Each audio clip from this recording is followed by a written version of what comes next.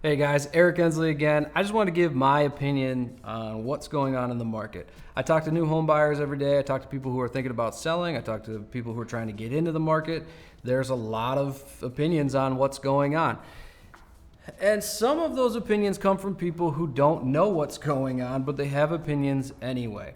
The people that predict these things, that a lot of them with, hey, the market's going to crash. Well, they can, if they said that one time and they happen to get lucky, they're going to get more time on air the next time, and then they fade away when they're wrong. If it bleeds, it leads. And so in the market, in the news that we're watching, and in the media, they make a big thing out of every small thing in terms of what's going on with the housing market.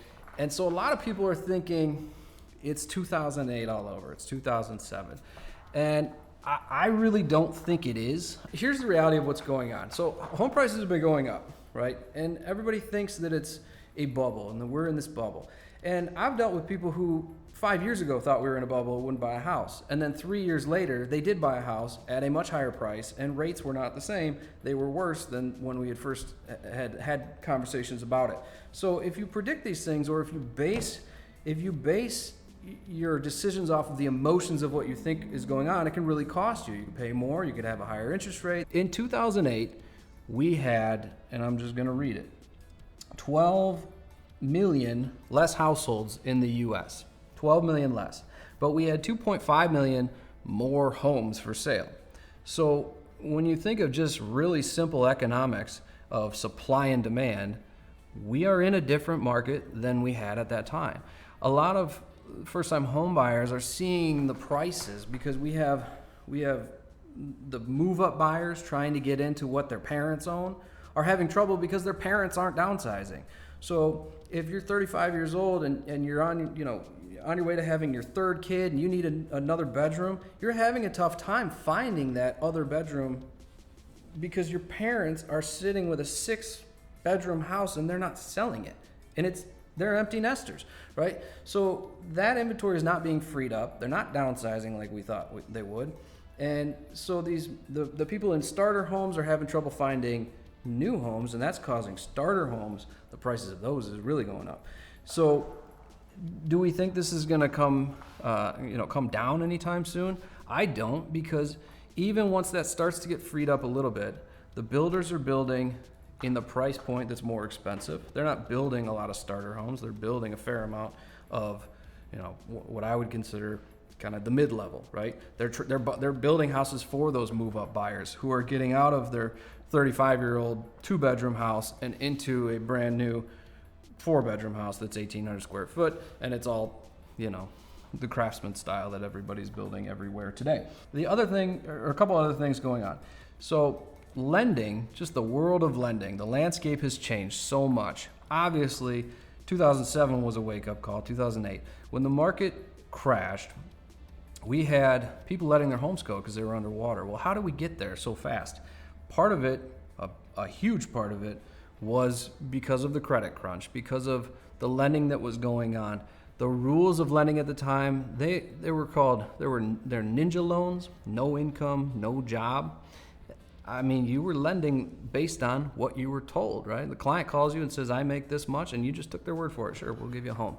Because it was very different. The home values were going up at such a rate for a sustainable time that lenders they cared less about the criteria of the borrower, because they knew, regardless of the borrower, if he ever defaults down the road, we're going to take that house back and it's going to be worth more than we have invested on it. So what do we care, right? They were lending based on the asset more than on the borrower.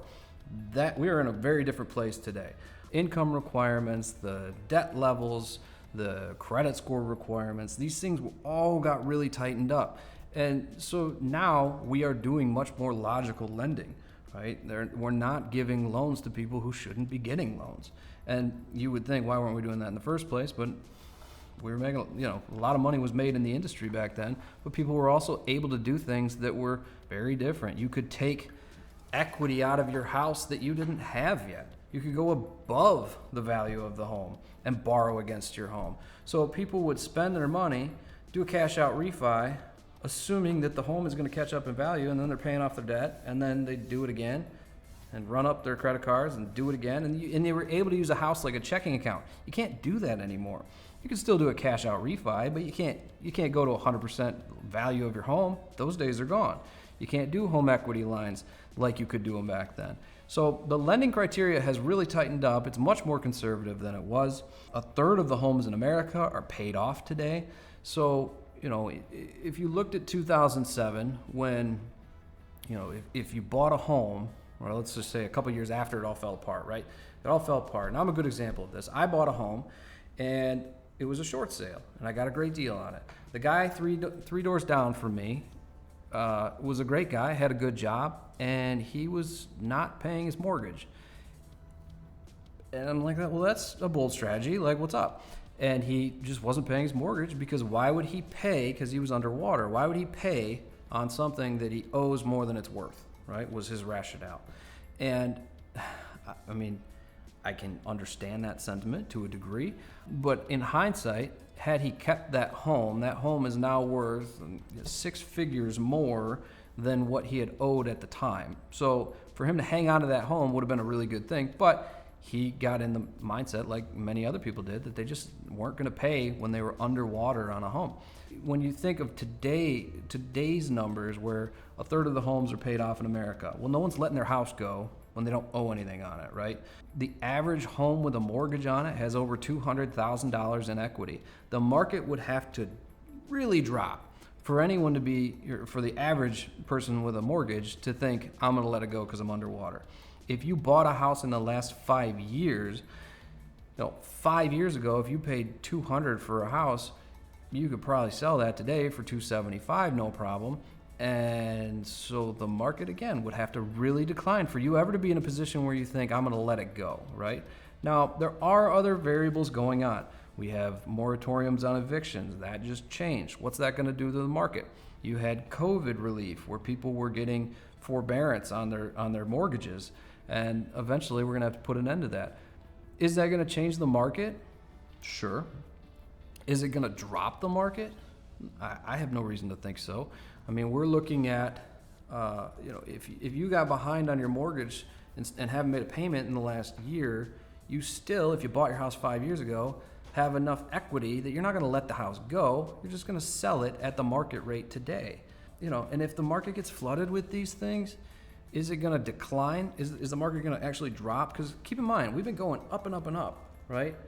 A change in the market could be from this to this, right? It doesn't necessarily mean it goes down. It could just slow, but it's still been growing. So when people are concerned and they're saying, I can't get into the housing market because, I'm waiting for it to come down. The reality is I don't know that it will or think it will. I'm still a buyer in this market, and if I could buy 10 houses tomorrow, I would do that because I think we're going to continue, because of the housing shortage, to have prices appreciate. And so if $1 million in real estate today is $1,050,000, I want that $50,000, right, next year. The other thing to consider is interest rates. We are in a really low interest rate environment. As a practical exercise, yesterday I was talking to a client, who's a first-time home buyer, and she has these concerns that maybe I should wait until home prices come down. Well, maybe they will, maybe they won't. But let's say they do. Are interest rates going to go up or are they going to go down? Well, we don't know that either, but they're pretty low. So we've been in the last 2 years hitting 50-year lows on interest rates. They don't really have room to go down, probably going to go up, right, eventually. And so let's say housing market does start to dampen or it goes down. And I just plugged in some numbers for it and said, look, if in today's market, if you're at 3% with a mortgage on a $250 loan amount, and you've got this payment versus the payment you'd have here of a $220 house at 6%, and I showed her the numbers. The home that's the better price, if the rates are higher, is going to cost her more, right? The payment's going to be higher, and over 30 years, if rates never come back down, all things being equal, she's going to pay a lot more for the cheaper house. So is sitting on the sidelines really a good idea right now? When you put all these things together, and if you're in a position that you're thinking you might need to buy and you have these concerns, there's a couple other things to consider too, right? A lot of people think, if it's an inflated market, I get out, right? If you got money in the stock market and you think it's inflated market, you can pull your money out because you don't need to own a stock. You do have to live somewhere, right? So that's the other thing factored in here is if I'm going to stay away from the housing market, then I'm committing to paying to live in someone else's home, right? That has a mortgage on it or apartment or whatever. So you're paying off an asset for somebody else because you don't like the price of the asset and you think it'll come down. That's reasonable, I guess, if you really knew it was going to come down. But the problem is you don't know it's going to come down. And the other problem is you have to pay to live somewhere. So, in markets like mine, you've got rental prices that are significantly higher than the cost of your mortgage payment. Now, it doesn't come with the cost of owning the home, right? If the roof goes out, you don't cover it on a rental. I get that. But there are just a lot of variables to be factored in. And I think the housing market, just like the stock market, you have your ups and downs over time, but when you zoom way out from 50 years ago to today, if you zoom way out and you just blur your vision, it's going up. It's a line that just goes up. So I'm a believer that time in the market beats timing the market. I don't play games and sit on the sidelines. I'm comfortable with what the markets do historically. So if I can bet that in the future they're going to do reasonably within what they've done in the last 70 years in terms of housing or the stock market for that matter, I'm comfortable being in that and along for the ride.